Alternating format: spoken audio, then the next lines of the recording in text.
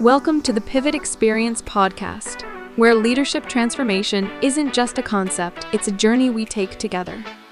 This is where real leaders share real stories about the moments that changed everything. In each episode, we dive deep into the pivotal experiences that transformed good leaders into great ones. Whether you're a seasoned executive, a rising star in your organization, or someone ready to take that next big step in your leadership journey, you're in the right place. Get ready to learn, grow, and maybe even find that spark that ignites your own leadership pivot. This is the Pivot Experience podcast, where your next breakthrough starts here. Welcome to Lead Better. My name is Alex Steele, and I am happy and thrilled that you've taken a little bit of time out of your Sunday evening to get better and to pivot into your next. This is Lead Better, our free virtual platform that we host every fourth Sunday, unless it is a holiday or unless it is something going on that will impede us from doing this.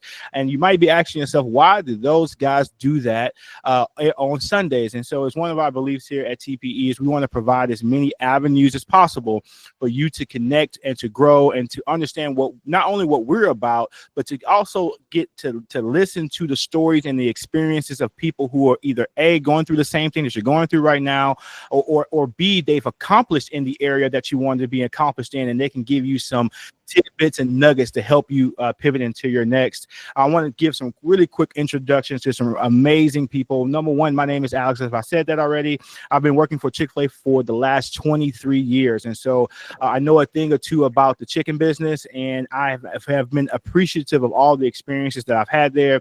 We've got Giovanna Roach, who has a couple of years on me in that area. She has been with Chick-fil-A for nearly 25 years, and she is nothing short but of amazing. She has had so much success in the area of helping people transition from in their restaurants into different leadership development programs. And so we are very appreciative and happy that she's on board with us.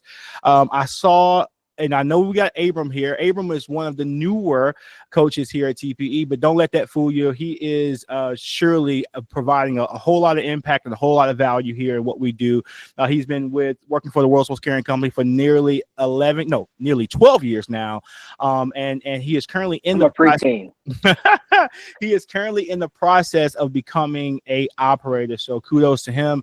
I know I saw Neff come into the room as well. He is our bilingual coach, sort of like the Swiss Army knife. He can do a little bit of everything. He's usually in charge of the soundboard of the tunes here today, but he is hanging back and being a monitor. So I'm looking forward to that feedback that Neff is going to give us in this new position that he's playing in today. And we have one other coach who isn't on the call. Her name is Ashley Allison. She has been with the World's Most Caring Company for 10 years, almost 10 years, and her husband is actually in the LDP program as well. And so that is us. That's who we are. Giovanna has raised her hand. Or we're starting off early. We've got questions from Giovanna. Hey, I Giovanna. never raised my hand, but I instead of interrupting you. Okay. Also, I'm controlling the comments today, which is not my normal job. Normally Ashley does that. So I did put in the comments for you to let us know where you're joining us from and how you heard about TPE. So those would be awesome. And then throughout the call, I'll be monitoring the comment section. We will have like a 15-minute question Q&A with Michael and or us if you have questions for us at the end. So feel free to put questions in the comments and I will watch for those. And then at the end, we'll go ahead and answer those questions. Most definitely. Thank you so much, Giovanna. And speaking of Michael, okay, he is our guest. His name is Michael Nathanial Brown. As you guys know, you might be asking yourself, what does TPE mean? TPE is the pivot experience. This whole business is about meeting people at their pivot and helping them get to the next level. I've had the opportunity of watching Michael Nathanial Brown on LinkedIn for a long time now. He's been, hitting my timeline with a whole lot of inspirational content, a lot of things that I really, I'm growing from, and I'm learning the lesson. You can be powerful with the short message at the same time. Michael is in and out of there, 60 seconds with his drop. And I've really enjoyed looking at his pivot, I had the pleasure of interviewing him a few months ago and really getting the chance to hear his story. And I am so just happy to have him here. How are you doing today, Michael? How is your evening going so far? I'm doing good. Doing good. Doing good. Well, before we get started, so we've got an icebreaker that we always do here at Lead Better, and it's kind of spilled over into the podcast form. So you hadn't had a chance to do this. And for those of you who are new to Lead Better, I'm going to explain the rules to you guys. Please indulge me in listening to the instructions, okay? This is Tug-of-war, where I'm going to give Michael 5 sets of words that in every organization should be alive and well, but Michael's going to have to choose just one of those words. He's going to give his validation and his explanation on why he chose the word, okay? There's no judgment. There's no wrong or right answer. There's never a wrong or right answer here at Tug-of-war. It's all about how these words land on you and your experience and what your convictions are. Is that fair enough, Michael? That's fair. Okay.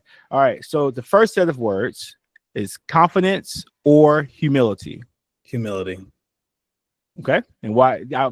That's quick off the hip. Why is that? You can have a confidence, and it's great, right? But if you have no humility, it won't be received well because you won't know where that line is, and how you're impacting those around you. Love that. Okay, 1 for 1 so far. Next set of questions is vision or execution. Vision. All right. You got to start. You have to have a starting point, and having a vision gives you that starting point, right? And then from there, you're going to build the plan that will lead to the execution. But if you don't have a vision, you're going to just be aimlessly trying different things with no end in mind. If that makes sense. No, I love it. Great answer. You're doing great. You had a slight glare of worry in your eyes. This is you just rolling right through this. Courage or wisdom? Ooh, that's a good one. I'll say wisdom for sure. Okay. I think from wisdom you'll end up building courage to then go do what needs to be done. But wisdom, it lets you know what to do when you really don't know what to do. So I feel like that was a good one though. That was a hard choice. I'm gonna roll with that one. Okay, good. I was worried. I was about to say, okay, well, this usually lasts a little longer than this, but we can kind of knocking them out pretty quick. But all right, here's the fourth one: urgency or patience. So I'm gonna say patience. It's only because I've been learning just the gift that patience gives you. It allows you to see things holistically, and also it gives you time to grow in an area that you're trying to improve in. You can having a sense of urgency is great, but patience is so much better, and you're gonna get to where you need to be with patience. Awesome. Okay, question, Michael. So where are you currently using what you just said? Like, what is an area where you've had to learn patience over the last year? Just in timing of the things I want to do.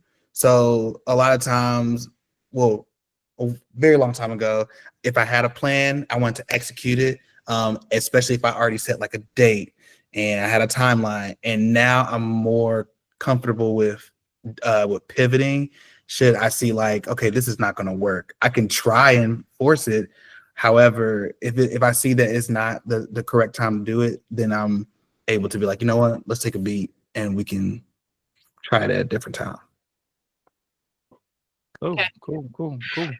Good answers. Last set of words: clarity or flexibility. Clarity. People got to understand what you're saying, what you're trying to communicate, which is a growth in and of itself, especially when you think about growing in leadership. So definitely clarity for sure. You need that. That wasn't so bad, man. I love all your answers. We got through that. No harm, no foul, man. That was Alex, good. Weren't there a couple of new sets? So this is the new set, and so yeah, this is the new set. We've been working with this one. This is maybe our second or third person working with these now. This particular set of questions. So yeah, no, I think he ran through that with flying colors. Now we're not gonna try to make it any harder on him, and then we already got it.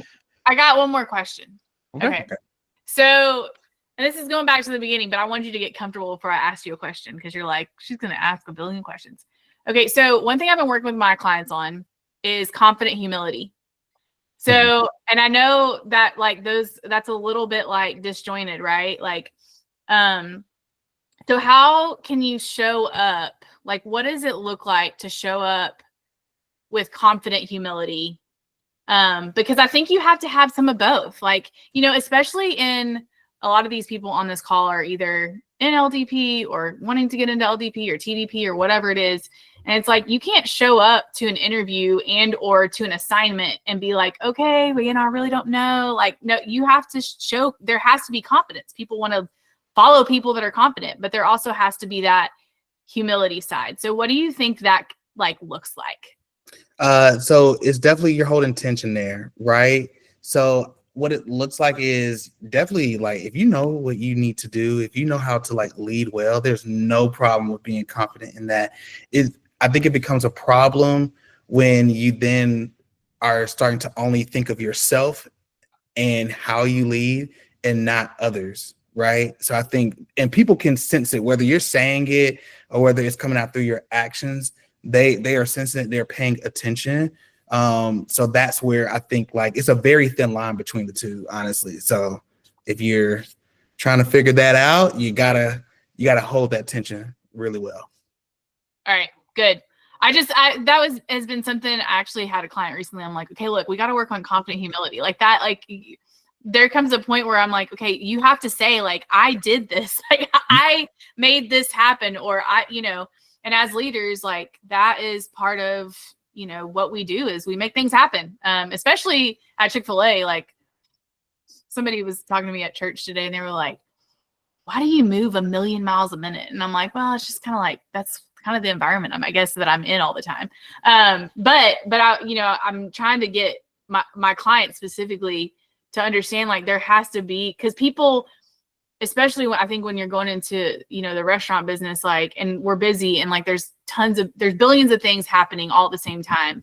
I'll play this little game with some of our leaders. It's like they draw out of a cup and it's like, you know, a rote train across the counter, or, you know, a car sold out in the drive-thru or whatever it is. Like, what would you do in that situation? And you're still also trying to serve food and all these things. Mm-hmm. But I think people look to people that have confidence in those kind of situations. Like as a leader, we have to have confidence, but I think there's a fine line of like that confident humility, but we have to dance it. Like there has to be a dance. Does that make sense? Yeah. And you have to, I think once you know how to do it, then the task comes with how do you express it and communicate it to other people when the time comes, right? Because like, oh, I do this all the time, but a lot of times the things that we are natural or that is like secondhand or more like it's kind of like it's like breathing. We don't really think about it. We're doing it. However, it's like I have to now express it to someone, and how do I do that so that they know that yes, I am confident, but there is humility in my confidence as well. Yeah. All right. I won't interrupt anymore, Alex. I know you have real questions. No. That was fantastic. No, I mean, I tell you all the time, I'll carve in space for that. I mean, I know what it is now, so it's built in. So no, but Michael, I wanted to kind of give you the runway a little bit to introduce yourself. You know, maybe give us some highlights of who you are, so the people on the line can know, you know, just who you are, what you're about, what you're passionate about, just a little bit of your story. Okay. Hello, everyone. My name is, as Alex said, Michael Nathanial Brown. And let me just pause there. I use my whole government name. There was a point in time that I only went by like Mike. However, that was me. And everyone since like, as far as I can remember, like middle school, people called me by my first and last name, and I couldn't stop them. I mean, I could, but people say like, I can't say your first name without your last name. And I'm like, okay, well, that makes sense. So then like just recently I was like, well, if you're going to say the first and the last name, go ahead and throw the middle name in there as well. So yes. And I'm born and raised. I thought maybe you were Southern or something, and you know, this is Michael Nathaniel. I wasn't sure. Oh no, I'm definitely Southern. Absolutely. And that leads me to, I was born and raised in Atlanta, Georgia. Right. And I know there are a lot of people on the call that they may work for Chick-fil-A. So I also work for Chick-fil-A. I'm in the talent development program as well. And my journey with Chick-fil-A started in 2005. I'm what some may deem as a boomerang. So I worked for Chick-fil-A from 2005, 2010, then left, came back in 2022, and currently still work for Chick-fil-A. And then in between that timing, I worked for Marriott and for Walt Disney World as well. Outside of being a professional, I love doing coaching and developing leaders. As Alex said, on LinkedIn, I do what I call lead your ship. And I don't want to go too deep into that, Alex. I feel like you're going to ask me some questions about it. So that's what I do on LinkedIn.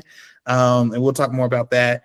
And also, I love to create. So I'm a content creator at heart. So there was a point in time I was doing filmmaking and for musical artists, and just like individuals that were like influencers as well.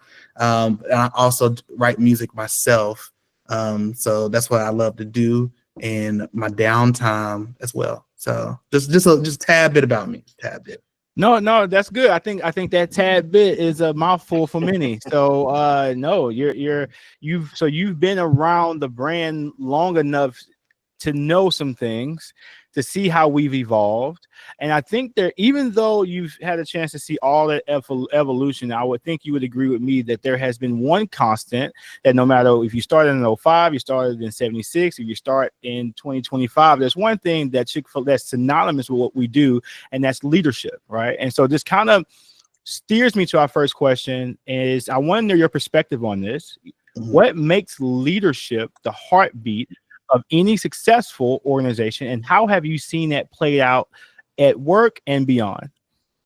So I start with the first part as far as like what makes like strong leadership the heartbeat. So I like to say it's 3 C's. So it's clarity, it's communication, and then it's so clarity, courage, and care. So clarity as far as communicating, and making sure that your message that you're delivering is very clear, right? Even your vision, and anything else that falls within making sure that what your message is, what your vision is clear, right? Courage, we talked about courage earlier as far as in that game. And you need that because a lot of times we're, as leaders, doesn't matter whether it's within Chick-fil-A or anywhere else, you're going to be faced with more challenges than anything else, right? And you're always having to make decisions, or you're taking risk that may not be like a risk for something like to combat a challenge, but maybe it's a risk to be innovative, right? And it takes a lot of courage to take that step, because a lot of times we're doing it alone in a sense. And then the last part is care. I feel like that is the most important piece of all those C's that I just mentioned, is because if you don't know how to care for others, when you think about like strong leadership being the heartbeat of an organization, it takes people to work with, to move a system, to move processes. And if you're not caring for those people, can you have an organization? Yes. Will it be healthy? I highly doubt it. And will it have longevity? Probably not. No, I love those 3, and I kind of want to kind of double tap on the courage one a little bit, because I feel like when people hear that word, be courageous, be brave, they think they're about to go in and reinvent the wheel. They're about to go in and do something that is massive in the organization. Can you maybe speak to how have you either A, seen in your own life, or B, seen in the life of somebody else, small examples of what courage looks like, and how can you continue to build on top of that? Because I think, and I'll give you the runway to answer this, because I think that's something that I think when people must misunderstand that word. Mm-hmm. Like they think that you've got to be in charge and on the front lines to be courage, and I don't think that's the definition. But I'm curious to hear what's your thought and approach to that. So a couple of things that come to mind. It takes courage to like close your mouth and like listen, because sometimes you want to be able to I want to say something because I'm a leader, so I got to say something. Sometimes you don't need to say nothing. Maybe you just need to listen. The other thing it takes courage to do, like I like to say, do it scared, right? Because a lot of times you may get that feeling on the inside. You're like, I don't know if I want to do this. I don't know if I want to rock the boat. And sometimes you have to, right? And I think that takes a lot of courage in and of itself. And I would say those are 2 prime examples of what I've had to do in my time as being a leader. I've had to do a lot of things, Gary. I mean, moving back to Atlanta when I came back to Chick-fil-A, that was a very courageous moment for me because of just all the things I was facing during that time. And I could have just said, nope, I'm gonna stay stay comfortable in what I know and what I'm familiar with. But I stepped into that discomfort. And I think that's where you're going to see yourself really grow as a leader if you step more into discomfort. And it's not that you love it, right? No one loves being uncomfortable, but you have to become content with it because you want the opportunity to continue to grow yourself. Yeah, I say, I couldn't agree with you more. There's a lot of people who are afraid of the discomfort and they don't understand that's where a lot of the breakthrough comes from, for themselves individually, for their organization. I think we can all can attest to things that when things shifted in our organization or shifted in our lives, it was a result of somebody, either you or someone around you, being courageous. So I love that. Not saying that the other things are important too, the clarity and the care. I guess given all of our backgrounds on the line, a lot of us know about the caring component, but I just think that courageous is huge. Now, this next question, you might be talking to me when you answer this, okay? Because I fall victim to this all the time, and I don't mind being open and transparent and vulnerable when I say that, right? And then the people who know me might react to this question, but that's okay. Many leaders think that results come first. Mm. Right, Alex thinks results come first, okay? And not jokingly when I say that, but how would you challenge that mindset in light of leadership being the core driver for performance and culture? How do you challenge saying that results and these other things are important, not just the results? I would say, when you think about results do matter. I want everyone to hear that when it comes to leadership, results do matter. A lot of times, I don't know if anyone's ever heard the phrase, what have you done for me lately? That definitely pops up for sure. But then the people that you're leading, when it comes to those results, have you ever asked them, hey, what is it like being on the other side of my leadership? Yeah. Right. And if you are very results driven and you're not there's no relationship equity that you have with the people that you're leading, more so than not, you're going to have a lot of issues and a lot of challenges. And I would say that you have to lean into the right? You gotta have relationships and you need results, because the relationships, those healthy relationships are going to get you the results. You get more buy-in from the people that you're leading, and then they're going to trust you more, right? And it's going to continue to grow over time, and then you're going to see the results. I think a lot of times when you're heavily results driven, it's because you want it immediately, versus it takes time to grow relationships. It's not a one day thing. So if you want to invest somewhere, invest in those relationships, and then you're going to get those results. When I think too, just to piggyback off that, you're probably talking to me too, Michael, and Alex didn't want to throw my name in there, but he wanted to throw my name in there. We're results driven people. But I also think we have to define results. I think that's the second piece to it, is what result are you looking for? Because a lot of times we're looking for the numerical result when actually the relationship can be the result, right? And so I think that, for me, I'm numbers, real numbers driven, real results. There's somebody on our call that has worked for me before, so she definitely knows that.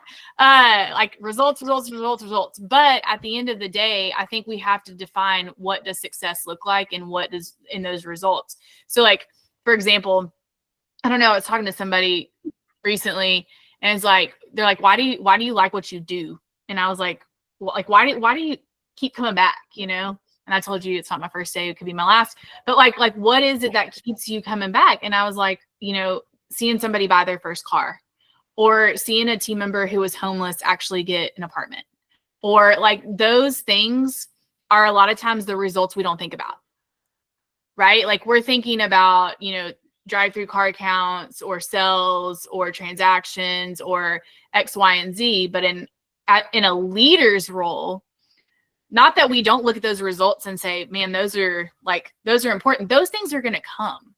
mean, before this call, Abram was talking about, they rolled out mobile through, and like he was talking about the results of that, but like also what are the results of that for your team? More sales means we can hire more people we can hire, the more we can influence the community. And there's, community is internal and external.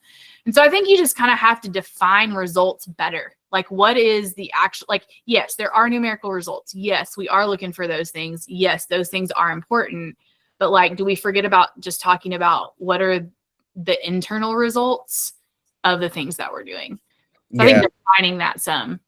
I think that's a great point, because you have to like go back to the vision or to the purpose or to your mission, right? And I think that's how you should build your strategies. Like, if your strategy doesn't start with, okay, does this align with our purpose?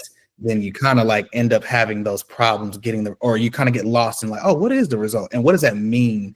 Because I feel like for me, success is excellence, and excellence is an ongoing pursuit. So it just doesn't stop. It's like, oh, we're looking to get better as we continue on.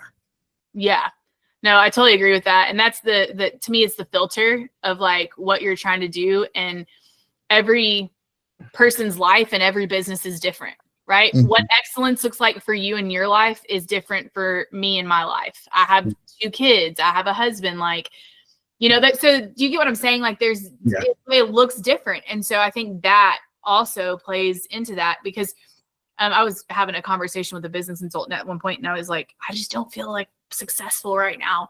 And he goes, okay. And he said, like, what's your purpose statement? And I said my purpose statement, and he goes, I think you're really successful. And I was like, oh, and it was great to hear it come from him. And I was like, okay, take me back to the place of like where I need to be. Yeah. Because sometimes we get in that trap of comparison too. The comparison trap that we like. Comparison is the thief of all joy. Now, comparison is important. Like, you have to have that, right? Like, there is that, like, we get on so-and-so's here and so-and-so, like, and that's good, because that gives us like, hey, maybe I need to talk to that person because they're being really successful in this area. But it is kind of the thief of all joy when like your purpose and their purpose are completely different. And so I think you have to use that. I always say, like, in our business, like the filter, right? Like the filter, and even in your own life, like, is what I'm doing achieving the purpose, the goals that I've set out? Yes or no? And so what success looks like in my life versus success in your life, and even Alex's and Abram's and so on and so forth, it's going to look different.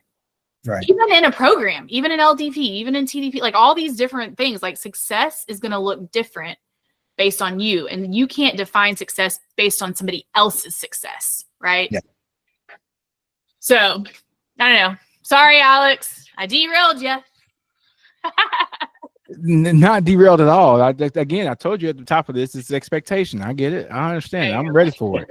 I'm ready for it. No, all great answers. I was going to just say, I was going to add to it was that comparison is gas for the results engine in me. So it's not a good thing. I'm not saying that, but it does drive that. So Michael, I'm gonna call you Michael. It's okay. Okay, Michael Nathanial Brown. All right.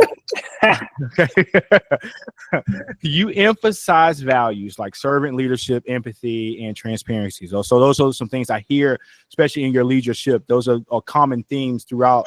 And just for the record, you're approaching 100 of those, right? I noticed you're approaching 100 of those.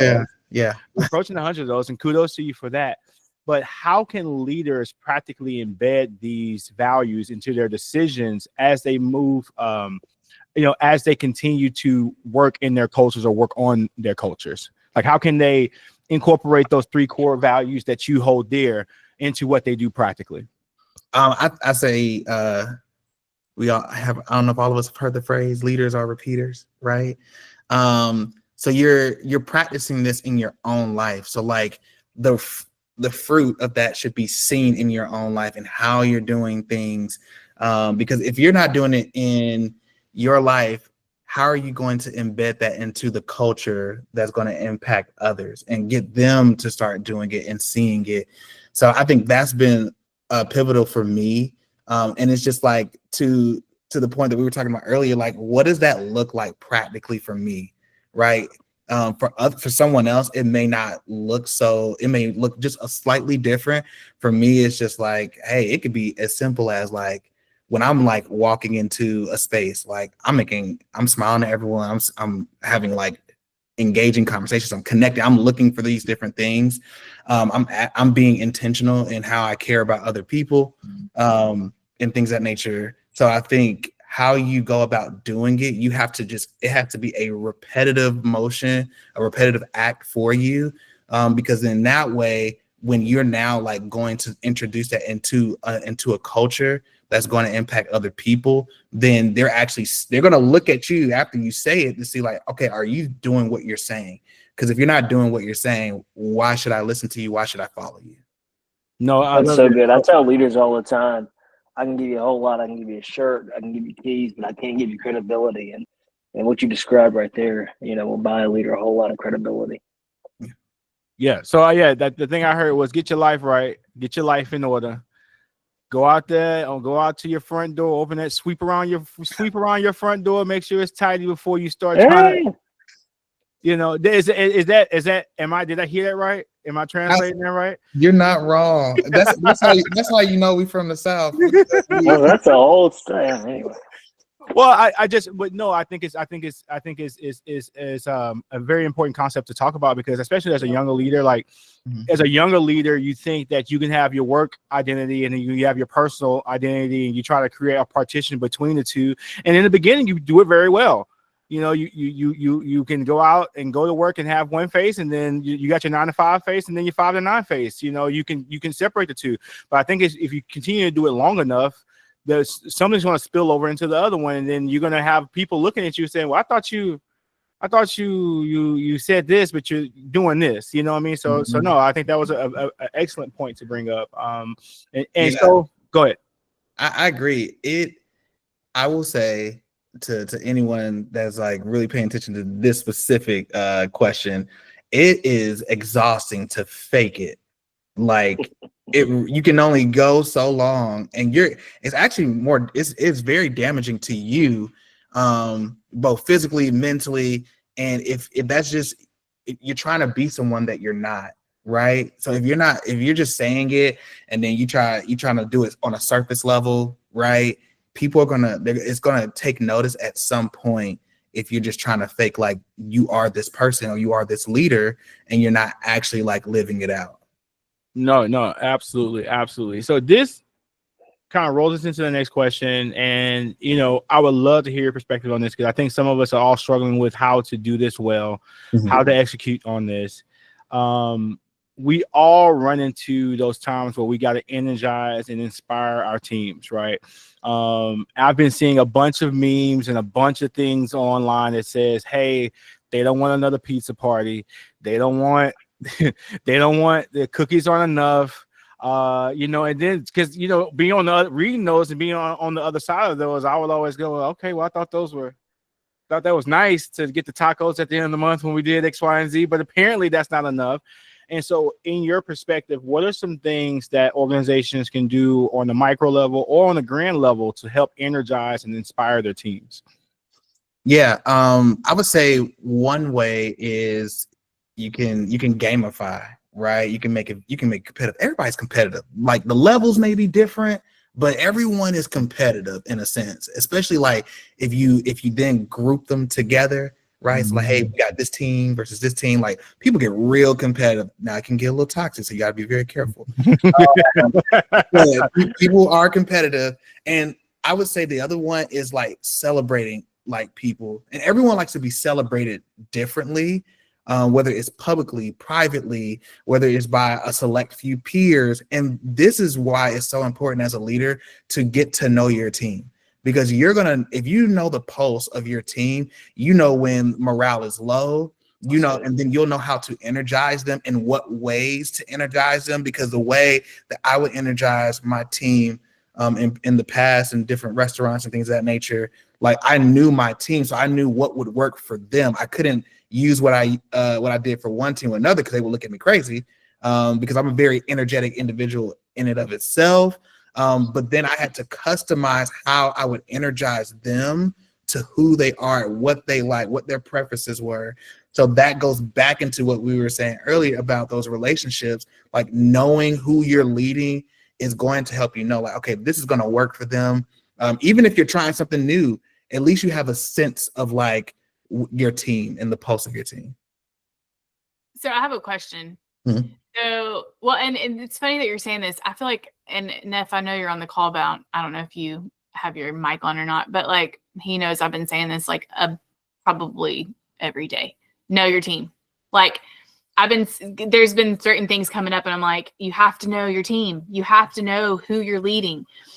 So how do you get to know your team pretty quickly? Like, I think that's a key for a lot of these people on this call are like, they're going into like a lot of these people are going into restaurants. They don't know the team. They don't know, like for me, the people that I lead, I've been leading them for 3 to 5 years. And so I know how to lead them because I know who they are. I know some I can't send a text message to because they read into it. So I got to call them. I know some of them like words of affirmation and I know some of them like gifts. I know my people well because I'm leading the same group of people. But even in the restaurant business, like we're leading different people because we're hiring 5 people a week. Mm-hmm. And so how do you get to know your team quickly? So I hate answering the question like this, but it depends. So we'll start here. Are you coming in to put out fires? Or are you actually just coming in to now, to step into a leadership position that there is no fires, you're just joining a team. And I think either in either direction or the other directions that could be the reason why you're there, you have to make time, right? So you can do like a micro like interaction with someone, like just small ways of getting to know someone. If you want to be creative and like, have a forum like, hey, I want to get to know everybody as far as like what your favorite thing is and like have them fill that out. And then like throughout like the time that you're leading them, like you just do those small things for them and they don't even expect it, right? There's so many different ways to really care for people, but you have to make time to know or to get to know what those ways are. And the other thing is that you have to be willing to be patient. Although you need to like get it done in a small amount of time, some people just don't open up like that. So you have to be able to like meet them where they are before you just try to like charge in like a bull. I struggle with that, Michael. I'm literally thinking about this since I've been helping in Night Kitchen a lot at one of our restaurants, and there's a team member that I'm like I just want to know you. He looks at me like, I don't really want to know you, and I'm like, you know what I mean? Like, you know what I'm saying? It's not that like it's just we're very different. He's quiet, I'm loud. Like, we're just like on 2 different ends of the spectrum. And, I always say I like to find one thing I can connect with every team member on, which I have a lot of team members, so that's a lot, right? But like, if I can find the one thing, at least I know when I walk up, like I can say like, hey, how are your kids doing? Or, hey, how's college going? Or, hey, you just got a new car. I heard about it. Like, tell me all about it. Like, if I can find one way to connect with people, I feel like it's kind of a trick that I use to try to, get, but there are those people where it's just hard and it's like, and ultimately you want what's best for them and you want them to succeed and you care about them. Right. Mm-hmm. Yeah. There was one individual that I was leading that that's just tough cookie to crack. And very quiet. And I tried some of the different ways that I would do with other members of the team. And it just wouldn't work. And I then realized, I was like, well, let me just like, to what I said earlier, like meet them where they are. So I was like, if I'm gonna work alongside them, a couple times, and I'm gonna just be in that space quiet with them. And then we're gonna work together. I'm gonna support. And then once we're done, I need to go on to something else. I'm not gonna leave without showing my appreciation. And I kept doing that over and over and over. And then that individual finally opened up and we actually like have a great relationship now. But it started with just like, I had to just like being in the, I mean, I've told friends of mine, I've been told, like, sometimes just sitting in silence with your friends or with, you know, with people that you care about, that speaks volumes too. So I think meeting that individual where they were there and just also leaving whatever time I had with them, showing my appreciation, that's huge when it comes to leadership. People need to know that you appreciate them and that you value them. Well, yeah, and I was going to I'm gonna work on that, Michael. I'm not even emailing you and say, "Hey, I'm just letting you know I cracked it. I cracked this team member." Yeah. Well, I'll just to add to that a little bit. So one, and this might go against what you're saying about being a bully. Like if I try that getting the warm up, I'm just gonna say it after a while. I'm gonna say it in front of who the leader that I think they like. I say, I don't think you don't like me. Like let's just get to it, you know. Like, and that could be a fault of mine. But I'm like, hey, I can't go too many more days where I'm feeling uncomfortable. You feel uncomfortable? We neither one of us should feel uncomfortable. Let's just talk about it. So some of you guys may not be as brazen as that. But what I would say is I think that, but at a certain point, I think the theme is you have to address it. I think a lot of times that, you know, you might get into your sensibility to say, well, I'm not even gonna worry about it. They don't want to fool with me, or they don't want to mess with me. Then I'm gonna go on about my business.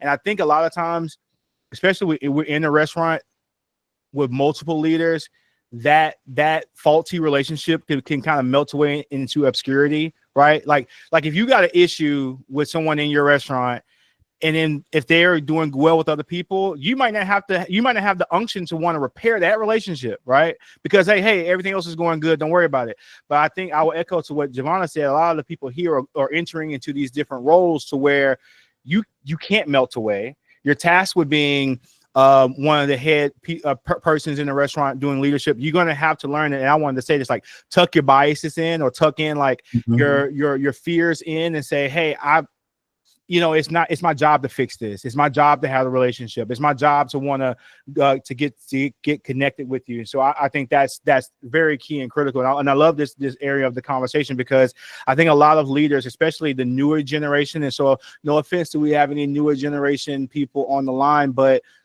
this is the most social, non-social group of people that I think we're working with, in a sense of, like, I think you said it earlier, Michael, they're going to watch you and see how you're interacting with others.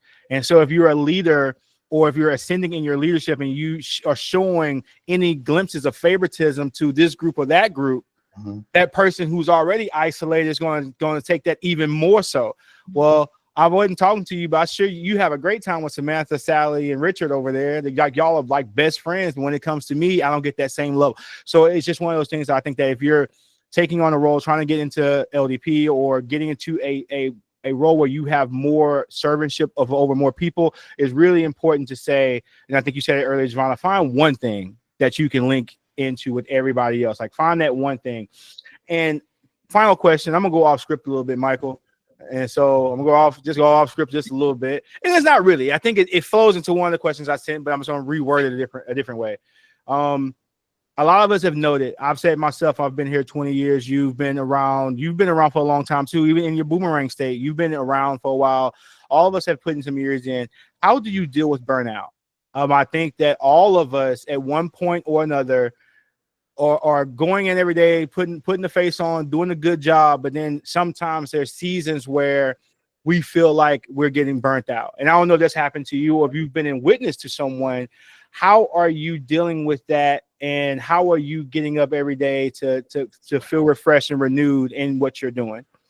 So burnout is real, and it is inevitable only if you don't address it. And I say it like this because in an industry like the hospitality industry, you have to define what is productivity. What does it mean for me to be productive? Because sometimes, or for most of us, we think I have to constantly be doing something at every waking moment of the day to be able to say today was a success. And it's like, well, where was there time for rest? Where was there an opportunity for you to reflect? And that has been a challenge for me. And sometimes life will sit you down, and that's what you don't want. So it should be something that you incorporate whether it's like, hey, today I'm going to work virtually because I need to just not be around people and I need to recharge my social battery, right? Or it could be, hey, I'm going to get to work early, just so that I could like be in a quiet space before, everybody starts to rain down on, in the area, and then I can like get things done. So this way I can have some leadway at the end of my day to be able to just kind of like unwind and relax. So those are just a couple of ways, but burnout is something that is dangerous for any leader, no matter if you are entry level or executive, because the want to be productive is so strong. You don't realize it until you're like, how did I get here? I am just exhausted. And then it starts to rub off in other areas. You get a little attitude here and there and things of that nature. So you want to address it. And if there's anyone on the call that's like kind of starting their leadership journey, I would say be very intentional of how you just take a rest when it comes to your journey in leadership. Alex, I gotta speak into this question, and I'll be vulnerable in the call too. That you were vulnerable earlier, so I'll do it as well. So I feel like, 25 years in this industry is a long time, and I feel like the last 3.5 years have been really hard for me. We went multi-unit. I didn't really know what that, I thought, oh, this is gonna be great, and then I realized, oh, now we have double the amount of team members, and I feel like the responsibility level for the volume and the things like that. And so over the last 3.5 years, I've really, I would say, struggled. And that's been hard for me. Like, I haven't felt that. And I'm 41, by the way. So just, I'll throw that out there too. Like, I'm in my 40s. I have 2 kids. One of them is about to graduate high school this year. So that's a thing too. So, and seasonally, Abram, we talked about this too, but like seasonally things look different. But this year, like when we did our yearly planning, it was really different. And if any of y'all have any questions about yearly planning, I'd love to help with that too. But our executive team wrote out, like, what's the one thing? Like, this is the one thing that you're going to put, like, what's the one thing you're going to promise yourself this next year? And I wrote down, focus on the things that truly matter. And I like wrote it down on my desk. Like, I have it like, right on my computer. Like, it's there. Right. And I was struggling, I would say, like the last couple months, and I was talking to my operator, and I told him, I'm like, I'm still trying to find like my sea legs. Like, what are the things I should be focused on? Sometimes I feel like I'm running a rat race. I have an office and I have 2 restaurants, and it's like I drive in circles, some days, like, and where do I need to be and what I need to be doing? And on top of that, growing a coaching business, like, that's a whole nother thing. But like, so the other day I was struggling with some things, and I was like, I just need to be able to focus on the things that truly matter. And he looked back at me, he goes, well, what really matters to you? And I was like, well, and then I kind of stopped and I started thinking about it, and I was like, I do a lot of coaching for a lot of people. And I have a value set, like all the things that I'm coach, I do, but I don't sometimes think it applies to me. You know what I mean? I'm like, oh, I'm 41. I've done enough life. I'll figure it out.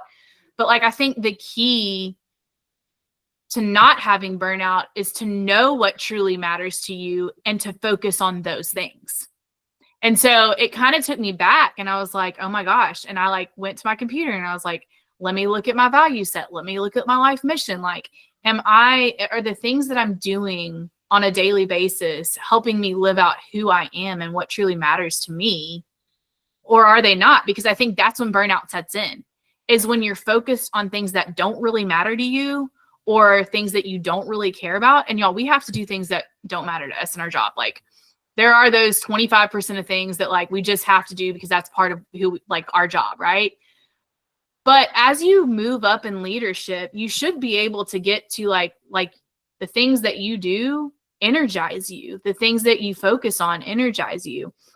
And so I think that to me is like a challenge of kind of what you said, Michael. It's like what truly matters to me and who am I? And am I living that out? And sometimes that is like a whole day where you don't have a checklist. Like, it's not like I need to go in the restaurant today. I got to talk to so-and-so. I need to do this. I need to do that. I need to make this happen. No, sometimes it's like, I need to have just one day where I just can show up, because those are the days actually where I find that I do the most productive things. It's That's having so true. I heard somebody say recently, yeah, go there's ahead. no mission without margin. And I think it's very tempting as a new leader to want to fill that calendar up. And then you'll have people saying, hey, you're not approachable, because they don't ever see you because you're in meetings from the time that you arrive to the time you leave. And so that balance is definitely key. So I would say, like, if you, and this maybe leads into a little bit of the Q&A time, but like, if you don't know what truly matters to you, and if you don't know who you are and what your mission is, you are going to hit burnout. Like, you're going to find burnout because you're doing all the things that matter to everybody else, and you're not really focused on the things that matter to you. And that's different for everybody, right? And seasonally it's different, you know, like I have a senior this year, so I'm trying to do a little bit more with my oldest son. I told him today, I was like, please eat lunch with me. But you know, like in seasons, it just looks different, but you will hit those burnout. Like, as a leader, I'd say every leader, it doesn't matter whether you're a shift leader, a trainer, like in those, like when you take on a leadership role and you're leading 4 people, 6 people, 10 people, 30, whatever it is, like, you got to start by figuring out, like, who are you? And I think you said this earlier. It's like, you got to lead yourself first. Like, you know, when you're going on a flight, and, you know, I know that you travelers out there on the LDP TDP world, it's like, what do they say? What does the stewardess say? Put yours on first. Yeah, put your mask on first, baby. You got to put your mask on before you can put on your kids' masks. Because if you don't put on your own mask, you're no good to anybody else. And so to me, that's the same thing of like the values work, the mission work that you need to do. And probably all my clients will tell you, like, I don't do any interview questions like until 3 months in, because at the end of the day, like, we got to figure out who you are, because that's really what truly matters. It's not about this LDP program, this TDP program. Like, those things are great. I love those programs, by the way. I'm not saying they're not great, but like, we got to put your own mask on first. And then we can see, like, can you get into those programs? And is that going to be where the Lord really wants you to lead, you know? So now I want to ask, and this is may be a large ask of mine, and we've never really done this before, so please indulge me. Put a 1 in the chat if you ever felt burnout. Like, if you've ever had some degree of burnout, put a 1 in the chat for me. Oh, I failed to say this is going to be a 2-parter, right? So got some participation. 1 times 10. I know that's right, Abram. If someone would be brave enough, I've got some examples here. I'm looking at the chat, so I know some people who hadn't spoke yet, and they put in the chat their 1. Will somebody be brave enough to talk about the situation that had them burn out and maybe how they got through it?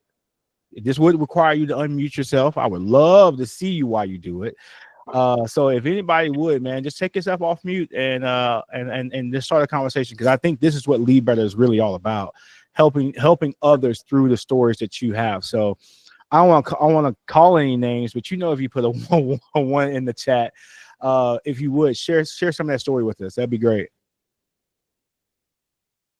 Well, and I just shared my story, so part of my story. And if anybody else wants to know more to that story, you can reach out to me. I'll even put my cell phone number in the chat. Got it. Okay, Camry, Right, come on, Camry. Oh, we got 2, Camry and Allie. All right, Yeah. Camry, go first. I was actually not trying to raise my hand. The Lord raised your hand, sir. I was trying to hit the other button. Sorry, I can't turn my camera on. But no, when you guys were talking about that, I thought about managing and competing priorities. And so as you guys were talking about burnout, one thing that came to mind is like the restaurant. Like, there's always something that we could be doing. Like, there's always a person we could be talking to. There's always a report we could be diving into. Like, there's always something that we could be doing. And so I think for me, it's balancing, okay, what's something I need to do now, and what's something that I can do later that will allow me to take a little bit of time for myself. But I think, again, a lot of us always feel like, oh man, I didn't get to do this today. I didn't get to do that today. And it just like keeps us going and doesn't allow us to slow down and be like, okay, what do I actually need to get done today? or before Friday. And so I just think having that balance will also be able to help you not feel so burnt out. Excellent, man. Love that. The competing priorities. I thought you was going to go and say there's always something new popping up in the restaurant. I'll tell you, man, in the last 12 months, I've ran into some things that I've never seen in 20 years. And if you're not careful, some of that stuff, like the worry of it, will burn you out. I might not say too much, but I got a phone call Friday evening, got a picture of one of our cars in the ditch, and then it hits social media and it's going crazy. And then I got leaders texting me, and I say, you know what, guys, I'm going to bed. Y'all got the protocols. Everything else is good. We'll talk about it in the morning. Or else I would have let that run me all night, And so learning to set up some of those boundaries. And I love that, Camry. Thank you. Allie, you had your hand raised. Are you still bold enough to share with us? Yes, I am more than open to share and be uncomfortable because that's kind of the stage of life I'm in right now. Honestly, it came down to like a mentality and perspective for me. A time where I kind of experienced burnout was when my perspective was wrong. And I was going in LDP with perspective of it was more of a competition, and I didn't realize it at the time. But it was a game. It was like, okay, it was my next level. Like I've already, I'm a director, I'm trying to pursue growth. I'm an FTS too. Like, okay, what's next? And it was very much, okay, what's next? But it was the wrong mentality. And so I just got burnout on it, and I got burnout on the growth side of it. And I had a season where it was just like, it was really down and I was really frustrated and I couldn't figure it out. And then it kind of was like, I feel like I got smacked around a little bit, which was a good thing. And then was able to really like evaluate, okay, what's the point of LDP? What's the point of going through a process? If I'm like, it's a leadership development process, and you're not even having a development mindset. And so I had to reset a lot. Giovanna, thank you so much. It's helped me a lot with that. But just it was a process, and it was a time when I did get told no for LDP, and I didn't apply in 6 months. I took the time that I felt like I needed to really have the right mindset. So when I went into it, I was going into it with the mindset of like, hey, I'm gonna go jump on a TPE call and tell about my vulnerabilities and be uncomfortable because that's what it's about. Awesome. I think you brought up something that, and this is not a shameless plug for us, but I think this is for anybody. Like whether you formally solicit the services of a coach, or you just have somebody that you can bounce ideas off of or can vent to. I think that is so important at this level of leadership, to have somebody that you can talk to, because I think a lot of times we get this misunderstanding in leadership that's that, hey, you've got to be tough and you've got to hold it in. No one wants to hear you cry. No one wants to hear you sad, or you signed up for this, right? You heard that. Yeah, you signed up to be the leader. But I think all of us are human, and we all need to find that outlet to, the constructive outlet, right? Don't go find that friend that's just a yes man that's going to pump you up to put a battery in your back for you to do the wrong thing at work. But someone who you trust, that you can get some mentorship out of, I think is always a good deal. I can't tell you, like me and Giovanna get on the phone and we'll the call start out about one thing, and then it'll roll into something else, and where we're sharing not necessarily frustrations, just opportunities, and I know she's dealing with some of the same things I'm dealing with. She knows that I'm dealing with some of the same things she's dealing with. And so there's a kinship there that can help you get through those times. Find somebody that you can have rapport with, that'll be honest with you, that'll keep it real with you about what's going on. And I think that would help with some of that burnout. Find you a burnout buddy before you filter it all the way. And I think that'll help for sure. Anyone else care to share? There's a couple people who's put in the chat. If you don't want to, no pressure, no harm, no foul. But I love where this dialogue is going so far. And if not, we can move forward. I do want to share, like, I talked about like how to avoid it. But like I said, sometimes you just can't, because you're in a particular season. One way to like exit that burnout stage is like acknowledging what is true. Like, if you want to just say like, hey, this sucks, like say it. It sucks. Mm-hmm. Right. And then, then the next step is like, don't sit in it. Ask yourself like a series of questions like, hey, why does this suck?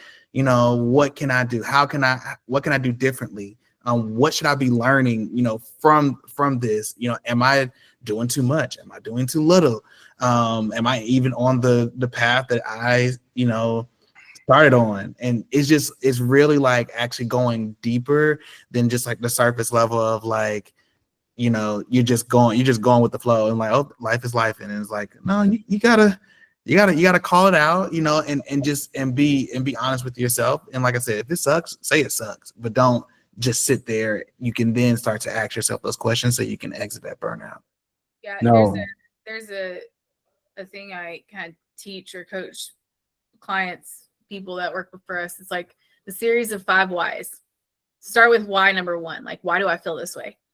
You know, I feel this way because, you know, I've worked 55 hours a week. Okay, next question. Why have you worked 55 hours a week? Like, if you get to the 5th why, you'll actually probably get to the real source of the problem. Well, I've worked 55 hours a week because we don't have enough leaders. Okay, why don't we have enough leaders? Like, just ask why. You don't even have to ask anything else. 5 whys. By the time you get to that 5th why, you'll actually figure out what most likely is the cause of the whole thing.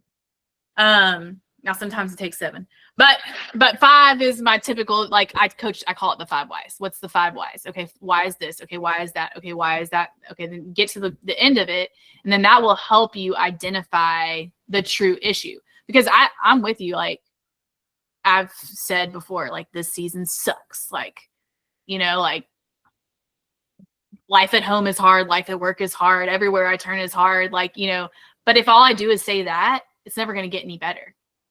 And so I think that's where you have to say, okay, why is this season so hard? So that's your first why. Well, the season's really hard because, you know, I have a son who's graduating high school and that's really hard. And I have, you know, okay, well, why are you so worried about that? Like, why am I so worried about him graduating high school? Like, you know, so kind of if you ask yourself a series of 5 whys, you'll get to the root of the problem. No, most definitely. Well, if no one else wants to share, and that's fine. If we don't have any other questions, I want to give a huge thank you and applause to Nathanial Brown on today's Lead Better. I think you shared a lot of practical things. We've had a lot of practical conversation around what things we can do. I love the vulnerability, the transparency that everyone shared here. Hang tight, Michael. Well, actually, before I do this, where can people get connected with you? We've already teased that you have, you know, you're a content creator. You're doing big things in the leadership space. How can people get connected with you, or what's the best way of doing so? The best way to get connected with me is on LinkedIn. It is my first, middle, and last name. I highly doubt there's someone out there on LinkedIn that string of names. So yeah, you can find me out there. Please reach out. Would love to connect. If there's any way that I can support you in your leadership journey, would love to. Hey, if you just want to watch a couple of the different videos that I posted, and I hope that helps you, then that's great as well. But yeah, find me on there. All right. Thank you so much. Hang tight, Michael. Hey guys, what's up? It's your friend, Pastor John R. Adolph from the Antioch Church in Beaumont, Texas. And I just want to slip this in right quick so you'll never forget. It's all about progress over perfection here at TPE. Tap into the Pivot Experience where we help young, hungry entrepreneurs move on to the next step.